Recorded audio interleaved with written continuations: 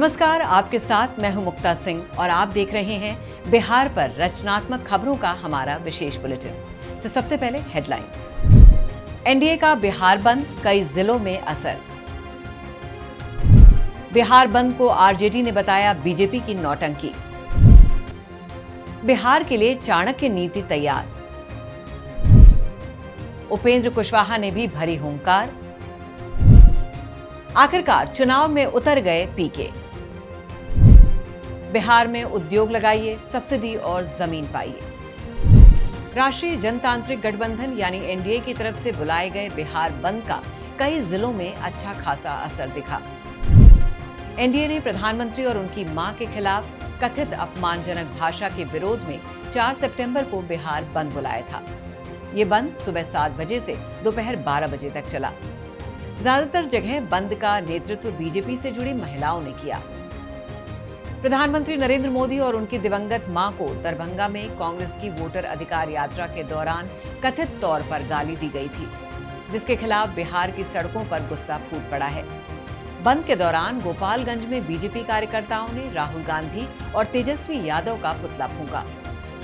मीरगंज के जयप्रकाश चौक पर सड़क पर उतरे कार्यकर्ताओं ने जोरदार प्रदर्शन किया।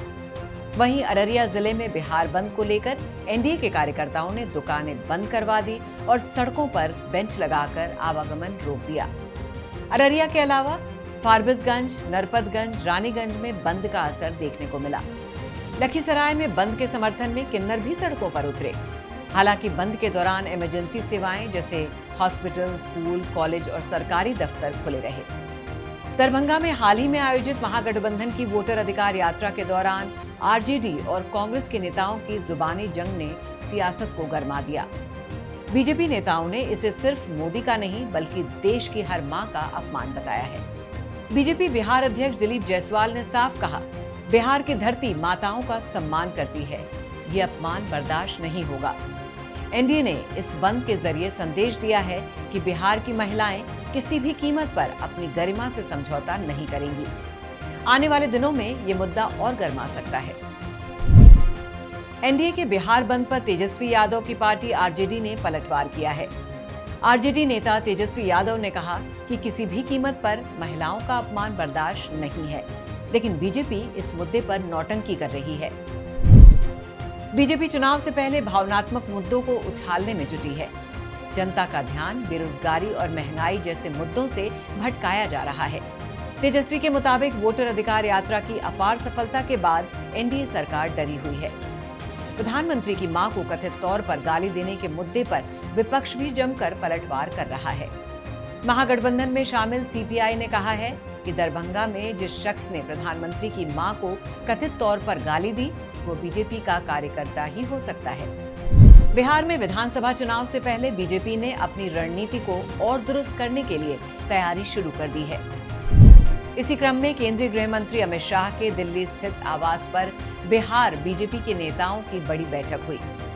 केंद्रीय गृह मंत्री अमित शाह के दिल्ली स्थित आवास पर हुई बैठक तकरीबन 3.5 घंटे तक लगातार चली। बैठक में केंद्रीय गृह मंत्री अमित शाह, भारतीय जनता पार्टी के राष्ट्रीय अध्यक्ष जेपी नड्डा और राष्ट्रीय संगठन मंत्री बीएल संतोष भी मौजूद रहे। इसके अलावा बिहार बीजेपी के कई बड़े नेता भी बैठक में मौजूद रहे। बैठक में बिहार भाजपा के प्रदेश अध्यक्ष दिलीप जायसवाल, प्रदेश प्रभारी विनोद तावड़े, सह प्रभारी दीपक प्रकाश, उप मुख्यमंत्री विजय सिन्हा, केंद्रीय मंत्री नित्यानंद राय, सांसद राधा मोहन सिंह और सांसद संजय जायसवाल भी शामिल रहे। इस बैठक में बिहार विधानसभा चुनाव की तैयारियों को लेकर मंथन हुआ। बैठक में तय किया गया कि पार्टी हर जिले में कार्यकर्ता सम्मेलन करेगी, जो 25 सितंबर तक चलेगा। इस दौरान बिहार विधानसभा चुनाव के लिए चुनाव अभियान समिति का भी गठन किया जाएगा। सभी बड़े नेता समिति में शामिल होंगे। ये समिति चुनाव प्रचार को शुरू करेगी। बैठक में चुनाव के लिए उम्मीदवारों के नाम पर भी मंथन किया गया। हालांकि इसमें सीट शेयरिंग को लेकर चर्चा नहीं हुई। राष्ट्रीय लोक मोर्चा अध्यक्ष उपेंद्र कुशवाहा ने पटना में 5 सितंबर को संवैधानिक अधिकार परिसीमन सुधार रैली का आयोजन करने का ऐलान किया है, जिसमें बिहार की 20 लोकसभा सीटों का मुद्दा उठाया जाएगा। कुशवाहा ने बताया कि उनकी पार्टी लगातार परिसीमन के मुद्दे पर आंदोलन कर रही है। विक्रमगंज, मुजफ्फरपुर और गया में सफल रैलियों के बाद अब पटना में राज्य स्तरीय रैली की तैयारी पूरी हो चुकी है। उन्होंने कहा कि 5 सितंबर का दिन ऐतिहासिक है। रैली पटना के मिलर स्कूल ग्राउंड में होगी। कुशवाहा ने विपक्षी दलों पर तीखा हमला करते हुए कहा कि राहुल गांधी और महागठबंधन की यात्राएं सिर्फ हंगामा खड़ा करने के लिए थी। उनमें जनता की समस्याओं का कोई समाधान नहीं था। उन्होंने कहा कि राष्ट्रीय लोक मोर्चा मुद्दों पर आधारित राजनीति करता है और जनता को वास्तविक समाधान देने में विश्वास रखता है। राजनीतिक रणनीतिकार प्रशांत किशोर आखिर चुनाव मैदान में उतर गए हैं। जनसुराज पार्टी के सर्वेसर्वा प्रशांत किशोर ने बिहार के करगहर विधानसभा क्षेत्र से चुनाव लड़ने का ऐलान किया है। चुनावी रणनीतिकार से नेता बने प्रशांत किशोर ने कल ही घोषणा की थी कि उनकी पार्टी जनसुराज बिहार विधानसभा चुनाव 2025 में सभी 243 सीटों पर चुनाव लड़ेगी। प्रशांत किशोर ने दावा किया कि उनकी पार्टी ने पिछले 2 सालों में 20,000 पंचायतों का दौरा किया है और जनता की समस्याओं को समझा है। उन्होंने शिक्षा, स्वास्थ्य, कृषि और रोजगार को अपने चुनावी एजेंडे में शामिल किया है। जनसुराज पार्टी ने कई युवा और सामाजिक कार्यकर्ताओं को टिकट देने की बात कही है। और अब ऐसी खबर जो बिहार के औद्योगिक विकास में मील का पत्थर साबित हो सकती है। बिहार कैबिनेट ने राज्य में उद्योगों के लिए बड़ा ऐलान किया है। राज्य में बिहार औद्योगिक निवेश प्रोत्साहन पैकेज को लागू कर दिया गया है। इसके तहत उद्योग लगाने वालों को मुफ्त में जमीन दी जाएगी। बिहार विधानसभा चुनाव से पहले नीतीश सरकार ताबड़तोड़ घोषणाएं कर रही है। पेंशन बढ़ाने, मुफ्त बिजली और युवाओं के लिए मुख्यमंत्री प्रतिज्ञा योजना जैसी बड़ी घोषणाएं करने के बाद बिहार के मुख्यमंत्री नीतीश कुमार ने अब एक और बड़ा ऐलान किया है। राज्य सरकार ने उद्योगों को प्रोत्साहित करने के लिए बिहार औद्योगिक निवेश प्रोत्साहन पैकेज 2025 को लागू करने का ऐलान कर दिया है। इस योजना के तहत राज्य में उद्योग लगाने के लिए ब्याज में सब्सिडी से लेकर मुफ्त में जमीन भी दी जाएगी। इस योजना के तहत उद्योग लगाने पर 40 करोड़ रुपए तक की ब्याज सब्सिडी दी जाएगी।